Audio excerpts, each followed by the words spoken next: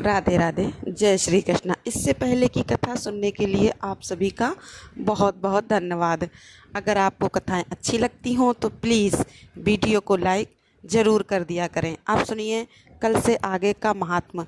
वाल्मीकि मुनि बोले कि इसके बाद फिर मूर्ति की प्राण प्रतिष्ठा करें। अगर प्राण प्रतिष्ठा नहीं की जाती है तो वह प्रतिमा धातु की कही जाएगी, अर्थात उसमें देवता का अंश नहीं होता है। दाहिने हाथ से प्रतिमा के दोनों कपालों का स्पर्श कर हरि भगवान की उस प्रतिमा में प्राण प्रतिष्ठा अवश्य करें। प्रतिमाओं में प्राणों की प्रतिष्ठा न करने से सोने आदि का भाग पूर्व के समान सोने का ही रहता है, उसमें देवता वास नहीं करते हैं। हे पार्थिव, तुम्हारे देवताओं की प्रतिमा में भी देवत्व सिद्धि के लिए प्राण प्रतिष्ठा अवश्य ही करनी चाहिए। पुरुषोत्तम भगवान के बीज मंत्र से और तत्व क्षणों परम पद सदा इस मंत्र से करना चाहिए। मंत्र वेदता उसी प्रकार प्रतिमा के हृदय पर अंगूठा रखकर लगातार हृदय में भी इन मंत्रों से प्राण प्रतिष्ठा को करें। इस प्रतिमा में प्राण प्रतिष्ठित हो, इस प्रतिमा में प्राण चलायमान हो, इस प्रतिमा की पूजा के लिए देवत्व प्राप्त हो। स्वाहा इस तरह यजुर मंत्र को कहता हुआ मूल मंत्रों से, अंग मंत्रों से, वैदिक मंत्रों से सभी प्रतिमाओं में प्राण प्रतिष्ठा को करें, या फिर अच्छी तरह चतुर्धत नाम मंत्रों से स्वाहा पद अंत में जोड़कर फिर देवताओं का अनुसरण करता हुआ प्राण प्रतिष्ठा को करें। इस प्रकार प्राणों की प्रतिष्ठा करके श्री पुरुषोत्तम भगवान का ध्यान करें। श्री वत्स चिन्ह से चिन्हित वक्ष स्थल वाले शांत नील कमल के दल के समान छवि वाले 3 जगहों से टेढ़ी आकृति होने से तुरंत राधा जी के सहित पुरुषोत्तम भगवान का ध्यान करें। देश काल को कहकर अर्थात संकल्प करके नियम में स्थित होकर मौन होकर पवित्र होकर षोडोपचार विधि से पुरुषोत्तम भगवान का पूजन करें। हे देव, हे देवेश, हे श्री कृष्ण, हे पुरुषोत्तम, राधा जी के साथ आप यहाँ मुझसे दिए हुए पूजन को ग्रहण कीजिए। श्री राधिका सहित पुरुषोत्तम भगवान को नमस्कार है।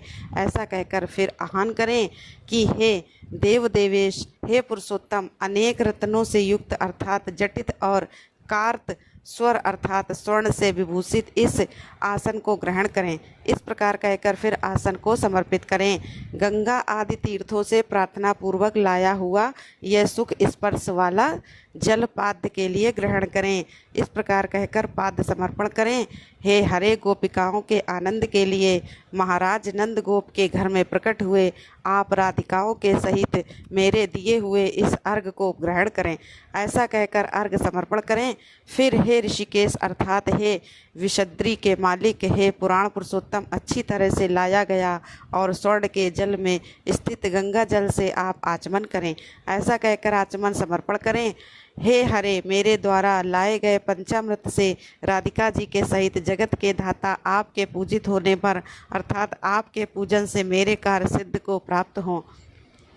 हे राधिका जी के आनंददाता दूध, दही, गौ का घी, शहद और चीनी इन द्रव्यों को ग्रहण करें। ऐसा कहकर भगवान को पंचामृत से स्नान समर्पण करें। हे नाथ योगेश्वर, हे देव, गोवर्धन पर्वत को धारण करने वाले यज्ञों के स्वामी गोविंद भगवान को नमस्कार है। हे कृष्ण, हे श्री कृष्ण, गंगा जल के समान नदी तीर्थ का मेरे से दिया हुआ यह जल है। नंद को आनंद देने वाले आप इसको प्रेम पूर्वक ग्रहण करें। ऐसा कहकर फिर स्नान समर्पण करें। हे देव, समस्त कार्यों की सिद्धि के लिए इन 2 पीताम्बरों को भक्ति के साथ मैंने निवेदन किया है। हे सुरसत्तम, आप कृपया इसे ग्रहण करें। ऐसा कहकर भगवान को वस्त्र अर्पण करें और फिर आचमन दें। हे दामोदर, आपको नमस्कार है, इस भवसागर से मेरी रक्षा करें। हे पुरुषोत्तम, उत्तरे वस्त्र के साथ जनेऊ को आप ग्रहण करें। ऐसा कहकर प्रतिमा को जनेऊ समर्पण करें और फिर आचमन दें। हे सुरश्रेष्ठ, अत्यंत मनोहर सुगंधित दिव्य श्रीकंठ चंदन विलेपन आपके लिए है, आप कृपया इसको ग्रहण करें। ऐसा कहकर चंदन समर्पण करें। हे सुरश्रेष्ठ, केसर सेंगे हुए शोभा अक्षतों को भक्ति से मैंने निवेदन किया है। हे पुरुषोत्तम, आप कृपया इसे ग्रहण करें। ऐसा कहकर फिर अक्षत समर्पण करें। हे प्रभु, मैं मालती आदि सुगंधित पुष्पों को आपके पूजन के लिए लाया हूँ, आप इनको ग्रहण करें। ऐसा कहकर पुष्प समर्पित करें। इसके बाद अंगों का पूजन करें। नंद यशोदा जी के पुत्र केशी, दैत्य को मारने वाले, पृथ्वी के भार को उतारने वाले, अनंत विष्णु रूप धारण करने वाले, प्रद्युम्न, अनिरुद्ध, श्रीकंठ, सकलास्त्रधक, वाचस्पति, केशव और सर्वात्मा, इन नामों से पैर, गुल्फ, जानु, जंघन, कटी, मेरु, नाभि, हृदय, कंठ, बाहु और मुख, नेत्र, सिर और सर्वांग का पुष्पों को हाथ में लेकर चतुर्ध्याय नामों को कहकर विशुपी जगतपति भगवान का पूजन करें। इस प्रकार प्रत्यंग का अर्थात प्रतिमा के हर अंग का पूजन कर फिर चतुर्धत, केशव आदि नाम मंत्रों से एक एक पुष्प हाथ में लेकर पुरुषोत्तम भगवान का पूजन करें। दिव्य वनस्पतियों के रस से बना हुआ गंध से युक्त उत्तम गंध समस्त देवताओं के सूंघने के योग्य यह धूप है। हे प्रभु, कृपया इसे ग्रहण करें। ऐसा कहकर धूप समर्पित करें। हे भगवान, आप समस्त देवताओं की ज्योति हैं, तेजों में उत्तम तेज हैं, आत्म ज्योति के परम धाम हैं। यह दीप आप ग्रहण करें। ऐसा कहकर दीप समर्पित करें। हे देव, नैवेद्य को ग्रहण करें और मेरी भक्ति को अचल करें। इच्छानुकूल वर को दें और परलोक में उत्तम गति को दें। ऐसा कहकर नैवेद्य समर्पित करें। मध्य में जल समर्पित करें और आखिर में आचमन जल को फिर दें। हे ऋषिकेश, हे त्रैलोक के व्याधियों को शमन करने वाले, अच्छी तरह से स्वर्ण के कलश को गंगा जल को लाया हुआ इस जल से आप आचमन करें। ऐसा कहकर आचमन दें। आपके पास स्वर्ण की जगह पर जिस भी धातु अथवा मिट्टी का कलश हो, आपको उसी का ध्यान पूजा करते समय करना चाहिए। फिर हे देव, मैंने इस फल को आपके सामने स्थापित किया है, इसलिए मुझे जन्म जन्म में सुंदर फलों की प्राप्ति हो। ऐसा कहकर श्रीफल समर्पित करें। हे देव, हे परमेश्वर, गंध कपूर से युक्त कस्तूरी आदि से सुवासित इस हाथ की शुद्धि के लिए उपटन को ग्रहण करें। ऐसा कहकर करोधर अर्थात हाथ की शुद्धि के लिए उपटन को इस समर्पित करें। हे देव, सुपारी से युक्त कपूर सहित मनोहर भक्ति से दिए गए इस तांबूल अर्थात पान को समर्पित करें। ऐसा कहकर तांबूल अर्पित करें। ब्रह्मा जी के गर्भ में स्थित अग्नि के बीच अनंत पुण्य के फल को देने वाला स्वर्ण आप ग्रहण करें और मेरे लिए शांति को दें। ऐसा कहकर दक्षिणा अर्पित करें। शरद काल में होने वाले कमल के समान श्याम 3 जगहों से टेढ़े होने से सुंदर आकृति वाले देवेश राधिका के सहित हरि भगवान की आरती करता हूँ। ऐसा कहकर निराजन समर्पण करें। हे जगन्नाथ, रक्षा करो, रक्षा करो। हे त्रैलोक के नायक, रक्षा करो। आप भक्तों पर कृपा करने वाले हो, मेरी प्रदक्षिणा को ग्रहण करें। ऐसा कहकर प्रदक्षिणा अर्थात परिक्रमा समर्पित करें। यज्ञेश्वर गणदेव, यज्ञ के कारण यज्ञों के स्वामी गोविंद भगवान को नमस्कार है। ऐसा कहकर मंत्र पुष्पांजलि समर्पित करें। विश्वेश्वर, विश्वूप, विश्व के उत्पन्न करने वाले विश्वस के स्वामी गोविंद भगवान को नमस्कार है, नमस्कार है। ऐसा कहकर भगवान को नमस्कार समर्पित करें। मंत्रहीनम क्रियाहीनम इस मंत्र से पुरुषोत्तम भगवान को क्षमापन समर्पण करके स्वाहंत नाम मंत्रों से प्रतिदिन तिल से हवन करें। पुरुषोत्तम मास पर्यंत अर्थात पूरे पुरुषोत्तम मास घी का अखंड दीप समस्त फल की सिद्धि के लिए और पुरुषोत्तम भगवान के प्रत्यार्थम समर्पण करें। फिर प्रार्थना करें कि हे प्रभु, पूजन में कुछ भी कमी रह गई हो तो उसको संपूर्ण करके सुखपूर्वक रहें। इस प्रकार जो पृथ्वी तल पर अर्थात धरती पर मनुष्य शरीर प्राप्त करके पुरुषोत्तम मास के आने पर वैष्णव ब्राह्मण को आचार बनाकर मेघ के समान श्याम वर्ण वाले राधा जी के सहित श्री पुरुषोत्तम भगवान का हर्ष और भक्ति के साथ प्रतिदिन पूजन करेगा, वह इस पृथ्वी के अतुल समस्त सुखों को भोग कर बाद में परम पथ को जाएगा। इसके बाद राजा दृढ़धनवा ने पूछा कि हे तपोधन, पुरुषोत्तम मास के व्रतों के लिए विस्तार पूर्वक नियमों को कहिए। भोजन क्या करना चाहिए और क्या नहीं करना चाहिए, व्रती को व्रत में क्या मना है, विधान क्या है, कृपा पूर्वक इन सभी का विस्तार पूर्वक वर्णन कीजिए। तब वाल्मीकि मुनि ने जो कुछ भी कहा उसका वृतांत आप सभी अगले अध्याय में जरूर सुनिएगा। आप सुनिए सीता नित्यनेम की कहानी। यह कहानी सीता माता कहती थी और भगवान श्री राम इसे सुना करते थे। एक दिन भगवान को किसी काम से बाहर जाना पड़ गया तो सीता माता कहने लगी, प्रभु मेरा तो 12 वर्ष का नित्यनेम है और आप बाहर जाएंगे तो मैं अपनी कहानी कैसे सुनाऊंगी। तब भगवान राम जी ने कहा कि तुम कुएं की पाल पर जाकर बैठ जाना और वहाँ जो औरतें पानी भरने आएंगी उन्हें अपनी कहानी सुना देना। सीता माता भगवान के कहे अनुसार कुएं की पाल पर जाकर बैठ गईं। तभी एक स्त्री आई जिसने रेशम जरी की साड़ी पहन रखी थी और सोने का घड़ा ले रखा था। सीता माता ने उसे देखा तो कहने लगी कि बहन मेरा 12 वर्ष का नित्यनेम सुन लो। तब वह स्त्री बोली, मैं तुम्हारा नित्यनेम सुनूंगी, मुझे तो घर जाने में देर हो जाएगी, फिर मेरी सास मुझसे लड़ेगी। उसने कहानी नहीं सुनी और चली गई। घर जाते ही उसकी रेशम जरी की साड़ी फट गई और सोने का घड़ा मिट्टी घड़े में बदल गया। यह सब देखकर सासू माँ ने पूछा, अरे बहू ये किसका दोष अपने सिर लगा कर आई हो। तब बहू ने कहा कि माँ जी कुएं पर एक औरत बैठी थी, उसने कहानी सुनने के लिए कहा लेकिन मैंने नहीं सुनी, जिसका यह फल मुझे मिला है। अब बहू की बात सुनकर अगले दिन वही साड़ी और घड़ा लेकर सास कुएं की पाल पर गई। सास को वहीं पर सीता माता बैठी मिली तो सीता माता ने उससे भी कहा कि बहन मेरी कहानी सुन लीजिए। सास बोली कि एक बार छोड़, मैं तो 4 बार कहानी सुन लूँगी। तब सीता माता ने कहना शुरू किया, राम आए लक्ष्मण आए देश के पुजारी आए, नित्यनेम का नेम लाया और राम बैठो राम तपी रसोई जीमो राम, माखन मिश्री खाओ राम, दूध बतासा पियो राम, सूत के पलका मोटो राम, साल दुसाला पोटो राम, साल दुसाला ओढ़ो राम। जब बोलूं जब राम ही राम, राम सवारे सबके काम, खाली घर भंडार भरेंगे सबका बेड़ा पार करेंगे, श्री राम जय जय राम। सास बोली कि कहानी तो बहुत अच्छी लगी। कहानी सुनकर सास घर चली गई और उसकी वह साड़ी फिर से रेशम जरी की बन गई और मिट्टी का घड़ा भी सोने के घड़े में बदल गया। यह सब देखकर बहू बोली, माँ जी आपने यह सब कैसे किया। सास ने कहा, बहू तू तो दोष लगा के आई थी और मैं अब दोष उतार कर आ रही हूँ। बहू ने हैरान होकर फिर पूछा कि तो माँ जी वो कुएं वाली स्त्री कौन है। सास बोली, वे तो साक्षात सीता माता थी, वे पुराने से नया कर देती हैं, घर खाली घर में भंडार भर देती हैं, वह लक्ष्मी जी का वास घर में कर देती हैं, व्यक्ति की जो भी इच्छा हो उसे पूरा कर देती हैं। तब बहू बोली, माँ जी फिर तो ऐसी कहानी मुझे भी सुना दीजिए।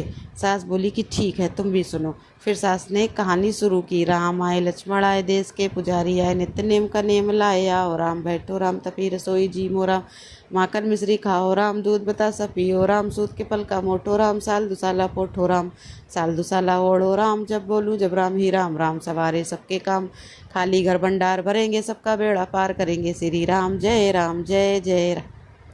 कहानी सुनकर बहू बोली, माँ जी कहानी तो बहुत अच्छी है। सास ने कहा, ठीक है अब तो हम इस कहानी को रोज़ कहा करेंगे। अब सास बहू रोज़ सवेरे उठती, नहाती धोती और पूजा करने के बाद नित्यनेम की सीता माता की कहानी कहती। एक दिन उनके यहाँ पड़ोस की एक औरत आई और बोली, बहन जरा सी आँच तो दे देना। तो वे बोली कि आँच तो अभी तक हमने जलाई ही नहीं। पड़ोसन ने पूछा, तो फिर तुम सुबह 4 बजे से उठकर क्या कर रही हो। उन्होंने बताया कि सुबह उठकर हम तो पहले पूजा करते हैं, फिर सीता माता के नित्यनेम की कहानी कहते हैं। पड़ोसन ने उनकी बात सुनकर फिर पूछा, सीता माता की कहानी कहने से तुम्हें क्या मिला। तब वे बोली कि इनकी कहानी कहने से घर में भंडार भर जाते, सारे काम सिद्ध हो जाते, मन की इच्छा भी पूरी होती। पड़ोसन बोली कि बहन फिर तो ऐसी कहानी मुझे भी सुना दो।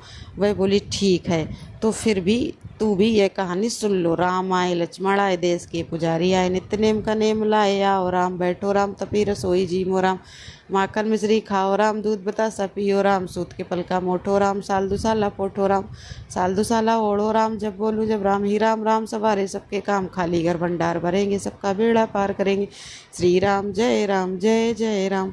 सारी कहानी सुनने के बाद पड़ोसन कहने लगी, बहन कहानी तो मुझे बहुत अच्छी लगी। अब वह पड़ोसन भी नित्यनेम सीता माता की कहानी कहने लगी।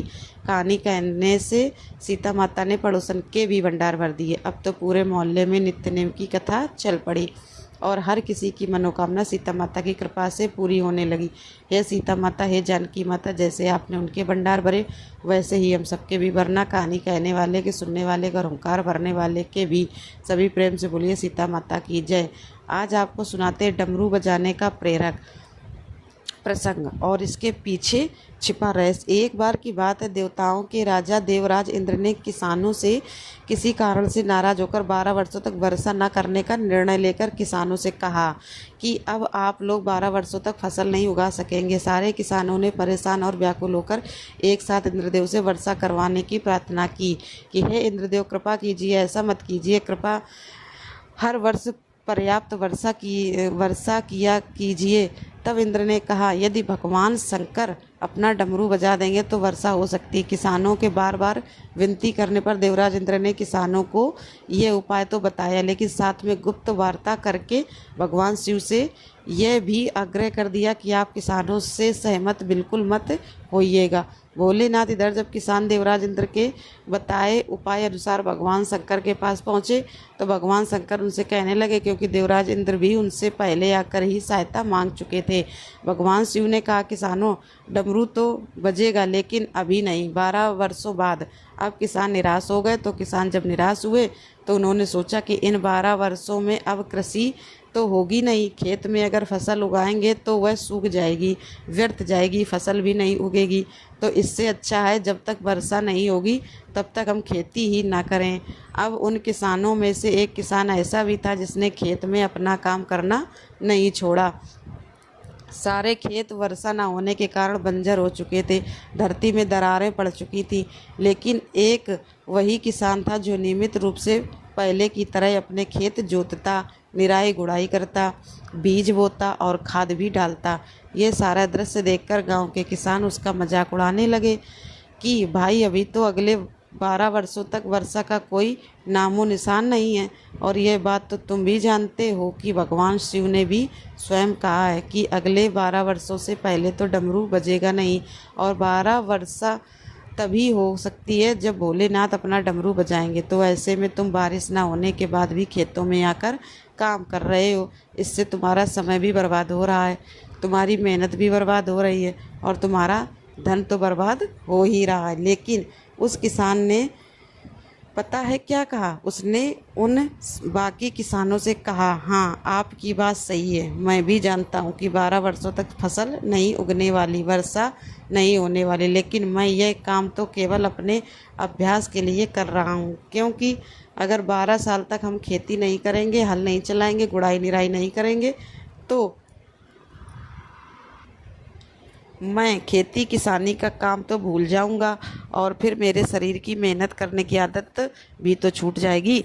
और खेती के काम में तो किसानों को बहुत परिश्रम करना पड़ता है, इसलिए मैं तो ये सारी मेहनत केवल इसलिए कर रहा हूँ ताकि अगले 12 वर्षों बाद जब बारिश होगी तो फिर अपना काम करने में मुझे कोई कठिनाई ना हो। उसी समय भगवान शिव देवी पार्वती के साथ आकाश भ्रमण पर निकले हुए थे।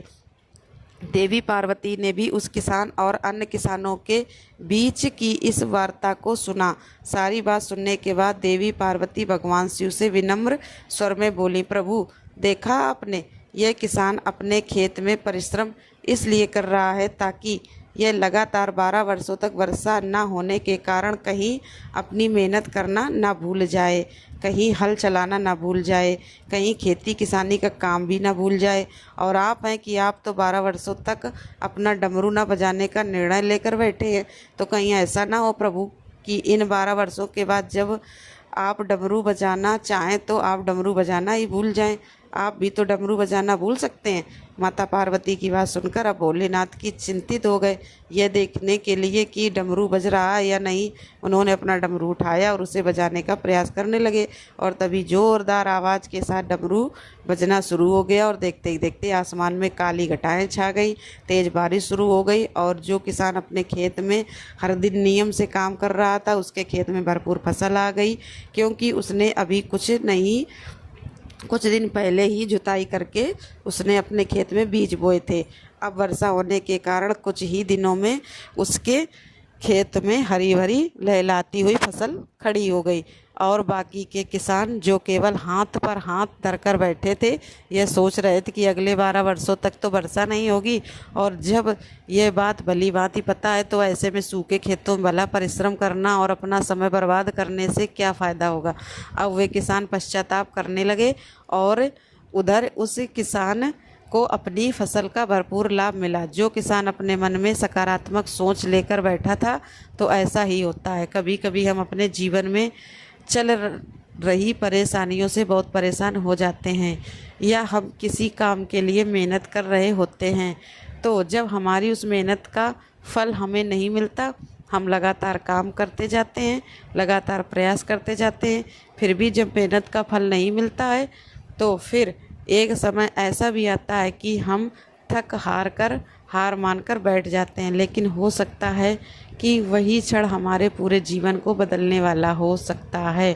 हमारी अब तक की गई मेहनत का फल हमें अब मिलने ही वाला हो।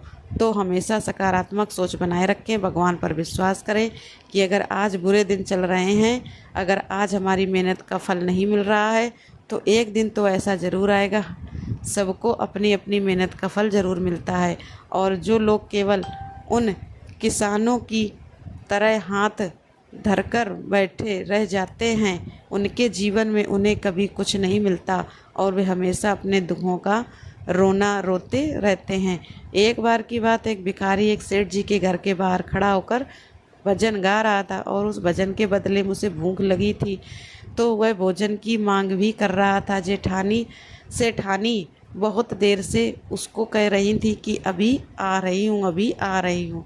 उसके हाथ में रोटी तो थी, फिर भी वह कह रही थी कि रुको, अभी आ रही हूँ, अभी देती हूँ तुम्हें भोजन। उधर भिखारी सेठ जी के दरवाजे पर खड़ा होकर भजन गा रहा था और रोटी मांग रहा था। सेठ भी अपने कमरे में से ये सारा दृश्य देख रहे थे। उनके समझ में ये बात बिल्कुल नहीं आ रही थी कि क्या बात है, सेठानी तो हाथ में रोटी लेकर खड़ी है और दरवाजे पर भिखारी रोटी ही तो मांग रहा है।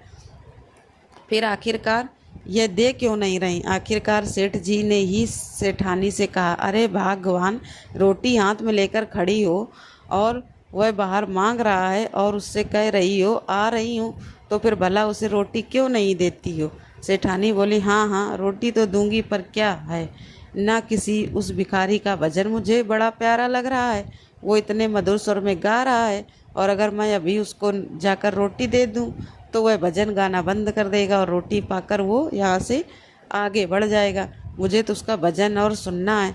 तो प्यारे श्रोताओं, कभी कभी ऐसा होता है कि हम भगवान से किसी चीज़ को पाने के लिए लगातार प्रार्थना करते हैं, या हमारी कोई कामना होती है तो भगवान के आगे हम हमेशा जिद करते हैं, उन्हें मनाते हैं, उनसे प्रार्थना करते हैं कि भगवान हमारी ये मनोकामना तो इस बार ज़रूर पूरी कर दो। लेकिन अगर बहुत प्रार्थना करने के बाद भी भगवान आपकी नहीं सुन रहे हैं तो यह समझ लीजिए कि उन सेठानी की तरह प्रभु को आपका प्रार्थना करना बहुत प्यारा लग रहा है।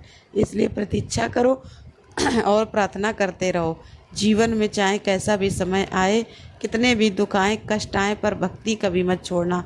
सोचिए जरा, क्या कभी ऐसा हुआ है कि आपको कोई दुख हो तो क्या आप भोजन करना बंद कर देते हैं। मान लिया भोजन करना आपने कुछ समय के लिए छोड़ दिया, लेकिन कब तक, एक समय तो आपको भोजन करना ही पड़ेगा। अभी नहीं, कुछ घंटे बाद, अगले दिन, कल परसों, लेकिन बिना भोजन के आप नहीं रह सकते। तो क्या फिर जब बीमारी आती है तो आप तुरंत सांस लेना छोड़ देते हैं? नहीं ना। तो फिर जरा सा दुख मिलने पर या आपके लगातार प्रार्थना करने के बाद भी जब भगवान नहीं सुन रहे हैं तो फिर आप भजन करना क्यों छोड़ देते हैं? उन भगवान पर विश्वास करना क्यों छोड़ देते हैं? इसलिए आपको दो चीज़ें जीवन में कभी नहीं छोड़ना है, एक तो भजन करना और दूसरा भोजन करना। भोजन छोड़ दोगे तो जाहिर सी बात है शरीर में भक्ति करने की ही ताकत नहीं रहेगी, और अगर भजन छोड़ दोगे तो फिर कहीं के नहीं रहोगे। और आपने भी सुना होगा कि भूखे पेट भजन न होत कबीरा, इसलिए अपना पेट भी भरकर रखिए और भगवान की भक्ति में भी रमे रहिए। एक बार देवर्षि नारद भगवान विष्णु के पास बैकुंठ लोक गए और प्रणाम करते हुए कहने लगे, नारायण नारायण नारायण, प्रभु मुझे सत्संग की महिमा सुनने का आज बड़ा मन हो रहा है, कृपया आप मुझे सत्संग की महिमा भी सुनाइए। तब भगवान मुस्कुराते हुए बोले, नारद मेरी एक बात ध्यान से सुनो, यहाँ से कुछ भी देर दूरी पर इमली का एक पेड़ लगा हुआ है, आप वहाँ पर जाओ और वहाँ पर आपको एक रंगीन प्राणी मिलेगा। वह सत्संग की महिमा जानता है और वही तुम्हें समझाएगा। समझाएगा भी। अब तो देवर्षि बड़े प्रसन्न हुए और खुशी खुशी उन्होंने नारायण भगवान को प्रणाम किया और इमली के पेड़ के पास गए और वहाँ पर उन्हें उस रंगीन प्राणी के रूप में गिरगिट मिला जो अपना रंग बदलता रहता था। उन्होंने गिरगिट को देखा तो उसी से बात करने लगे। अब वे जिस उद्देश्य से वहाँ पर आए थे उन्होंने उस उद्देश्य के होते गिरगिट से सत्संग की महिमा के बारे में पूछा, लेकिन यह क्या हुआ। सवाल सुनते ही वह गिरगिट तो पेड़ से झट नीचे गिर गया और छटपटाते हुए उसने प्राण छोड़ दिए। यह देखकर नारद जी बड़े हैरान हुए। आश्चर्यचकित होकर वे वापस लौट कर आए और भगवान के सामने सारा वृतांत कह सुनाया। तब भगवान ने मुस्कुराते हुए कहा कि देवर्षि, इस बार तुम नगर के उस धनवान के घर जाओ और वहाँ पर जो तोता पिंजरे में दिखेगा तुम उसी से सत्संग की महिमा पूछ लेना। नारद जी क्षण भर में वहाँ पहुँच गए और तोते से सत्संग का महत्व पूछा और देखिए क्या हुआ कि थोड़ी ही देर बाद उस तोते की भी आंखें बंद हो गईं और उसके भी प्राण पखेरु उड़ गए। अब इस बार तो नारद जी और भी घबरा गए। सोचने लगे कि मैं जिस प्राणी के पास जाता हूँ सत्संग की महिमा पूछता हूँ तो वह अपने प्राण ही त्याग देता है, क्या कारण हो सकता। अब वे दौड़े दौड़े भगवान श्री कृष्ण के पास पहुँचे। नारद जी कहने लगे, प्रभु हे भगवान, यह क्या लीला है, यह क्या सत्संग का नाम सुनकर मरना ही सत्संग की महिमा है। भगवान हंसते हुए बोले, देवर्षि, अब यह बात आपको भी बहुत जल्दी समझ में आ जाएगी। इस बार तुम नगर के राजा के महल में जाओ और उसके नवजात पुत्र से अपना प्रश्न पूछो। नारद जी तो सुनते ही थरथर कांपने लगे। वे सोच रहे थे कि पहले मैं भगवान के बताए अनुसार गिरगिट के पास गया, उससे महिमा पूछी तो वह तुरंत मर गया। फिर मैं तोते के पास गया, उससे सत्संग की महिमा पूछी और उसने भी तुरंत अपनी आंखें बंद कर ली।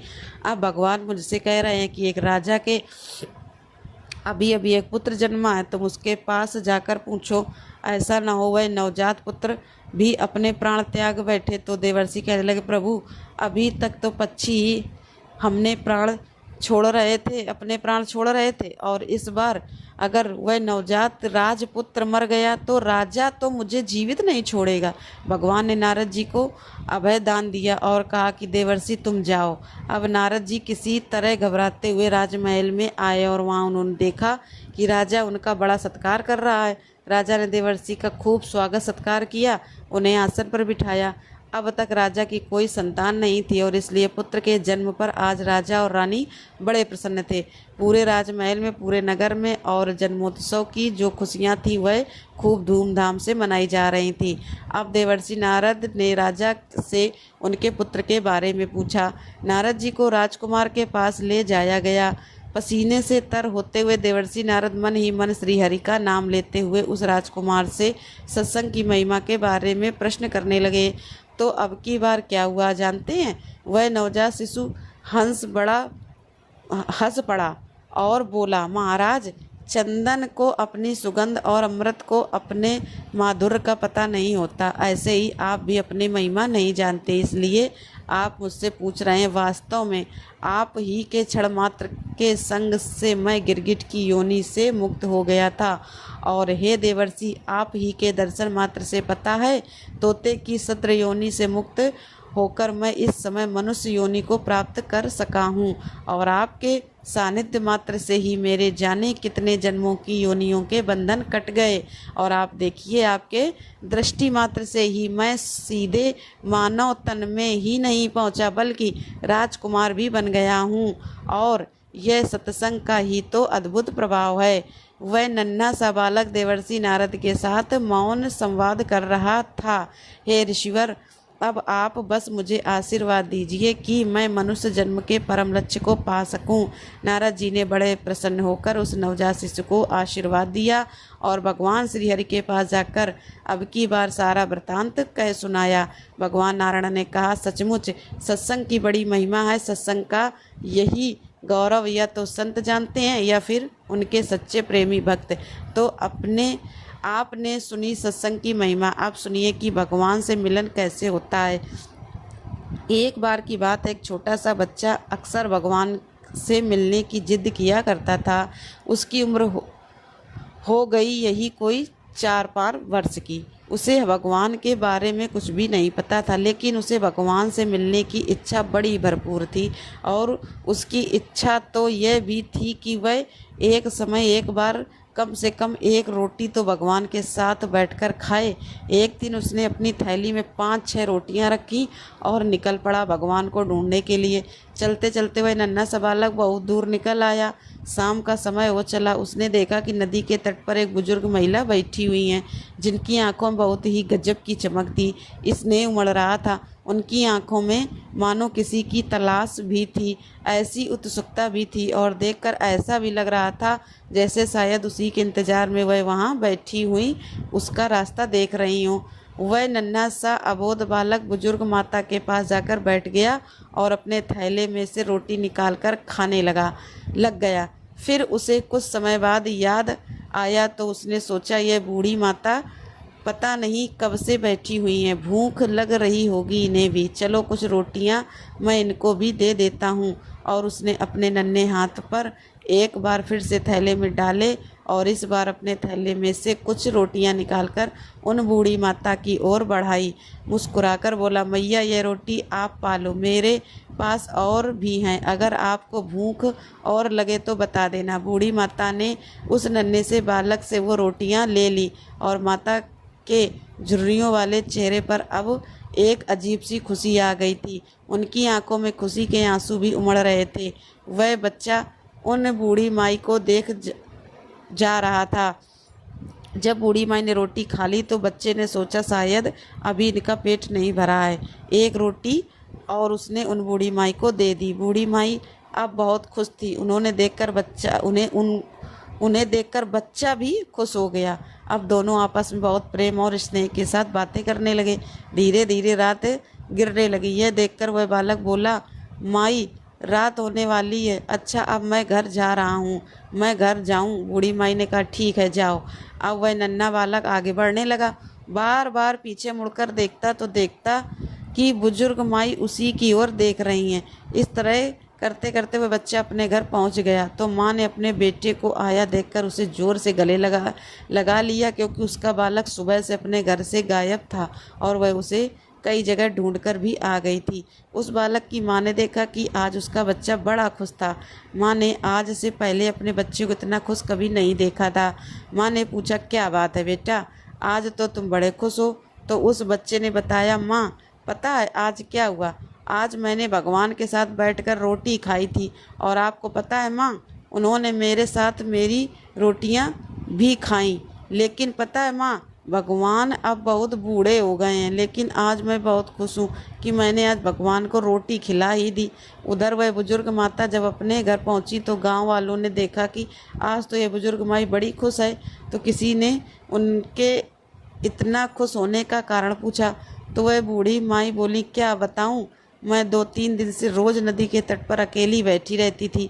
सुबह से लेकर रात हो जाती थी, लेकिन मुझे कहीं से भोजन नहीं मिलता था। मैं भूखी बैठी थी और मुझे विश्वास था और अपने भगवान पर कि भगवान आएंगे और मुझे खाना खिलाएंगे। और आज देखो भगवान आए, और इतना ही नहीं, उन्होंने मेरे साथ बैठकर रोटी खाई। वो अपने साथ रोटियां रख कर लाए थे मेरे लिए, खुद भी खाई और मुझे भी बड़े प्रेम से खिलाई। और वो मुझे बार बार देखे जा रहे थे मुड़ मुड़ कर। उनका शायद जाने का मन नहीं था, लेकिन फिर भी जाते जाते वह पीछे पीछे मुड़ मुड़ कर मुझे देख रहे थे। बड़े मासूम हैं भगवान, छोटे से बच्चे की तरह दिखते हैं। क्या कभी आपने भगवान को देखा है? हाँ, आपने शायद देखा हो या ना देखा हो, लेकिन मैंने तो देखा है, क्योंकि भगवान तो बड़े मासूम बालक की तरह दिखते हैं। तो सुना आपने है, तो यह एक कहानी जो काल्पनिक है, लेकिन भाव कहानी के बड़े सच्चे हैं। भक्त अपने भगवान को जिस रूप में देखना चाहते हैं वह उसी रूप में उन्हें मिल भी जाते हैं। तो आज की यह कहानी अध्याय के रूप में आपको कैसी लगी, कमेंट बॉक्स में ज़रूर बताइएगा, और वीडियो को लाइक और चैनल को सब्सक्राइब अवश्य करिएगा। इस तरह के प्रेरक प्रसंग या कहानियाँ सुनाने का या मोटिव यह भी रहता है कि आप सबके मन में जो भी आपके भगवान हैं, जिस भी रूप में आप उन्हें पूजते हैं, उनके प्रति आपके भाव और अधिक बढ़ जाएं, या आपके मन में भक्ति और बढ़ सके, आपके मन में जो भावनाएं हैं वह और अधिक प्रबल हो सकें, और पहले से भी अधिक आप अपने भगवान की सेवा पूजा कर सकें। भगवान अपने भक्तों के घर में, उनके मन में हमेशा उपस्थित रहते हैं। अगर हम हर कण में भगवान को ढूंढेंगे तो वह हमें हर कण में अपनी लीलाएं रचाते हुए देखे जाएंगे। तो यह थी आज की कथाएं। आपको कैसी लगी कमेंट बॉक्स में ज़रूर बताइएगा। और अब सुनिएगा श्री कृष्ण चालीसा पाठ और तुलसी माता की आरती। बंसी शोभित कर मधुर नील जलद तन श्याम, अरुण धर जन बिंबा फलनायक कमल अभिराम, पूर्ण इंद्रिय विरिंद मुख पीतांबर सुज साब शुभ साज, जय मनमोहन मदन छवि कृष्ण चंद्र महाराज, जय यदुनंदन जय जगवंदन, जय वासुदेव देव की नंदन, जय यशोदा सुत नंद दुलारे, जय प्रभु भक्तन के धृग तारे, जय नट नागर नाग नथैया, कृष्ण कन्हैया देनु चरैया, पुनि नक पर प्रभु गिरिवर धारो, आओ दीनन कष्ट निवारो, बंसी मधुर उदर धर तेरी, होवे पूर्ण मनोरथ मेरो, आओ हरि पूर्णिमा माखन चाखो, आज लाज भारत की राखो, गोल कपोल चुबुक अरुणारे, मृदुक मुस्कान मोहिनी डारे, रंजित राजीव नयन विशाला, मोर मुकुट बैजंती माला, कुंडल श्रवण पीत पट आछे, कटी कणिका काछन काछे, नील जलज सुंदर तन सोहे, छविलक सुर नर मुनि मन मोहे, मस्तक तिलक अलक घुंघराले, आओ कृष्ण बांसुरी वाले, कर पै पान पूत नहीं तार्यो, अका बका कागा सुर मार्यो, मधुबन जलते अग्नि जब ज्वाला, भय शीतल लखित नंद लाला, सुरपति जब ब्रज चढ़ियो रिसाई, मसूर धार वारी बरसाई, लगत लगत ब्रज चहन बहायो, गोवर्धन नख धारी बचायो, लख सुदामन भ्रम अधिकाई, मुख मुमह 14 भवन दिखाई, दुष्ट कंस यति उधम मचाई, कोटि कमल जब फूल मंगायो, नाथी काल यही तब तुम लीन है, चरण चिन्ह दे निर्भय कीन कर, गोपिन संग रास विलासा, सबकी पूर्ण करी अभिलाषा, केतिक महा असुर संहार्यो, कंस की केस पकड़ दे मार्यो, माता पिता की बंदी छुड़ाई, उगर सेन कह राज दिलाई, मह से मृतक छय सुत लायो, मातु देव की शोक मिटायो, भौमासुर मुर दैत्य संहारो, लाए दशत सहस कुमारो, देवी नहीं तड़ चीर संहारा, जरा सिंधु राक्षस कह मारा, असुर बकासुर याद के मार्यो, भक्तन के तब कष्ट निवार्यो, दीन सुदामा के दुख टार्यो, तंदुल 3 मूठ मुख डार्यो, प्रेम की साग विदुर घर मांगोए, दुर्योधन के मेवा त्यागे, लख प्रेम की महिमा भारी, ऐसे श्याम दीन हितकारी, भारत के पारत रथ के लिए चक्र कर नहीं बदला, के निज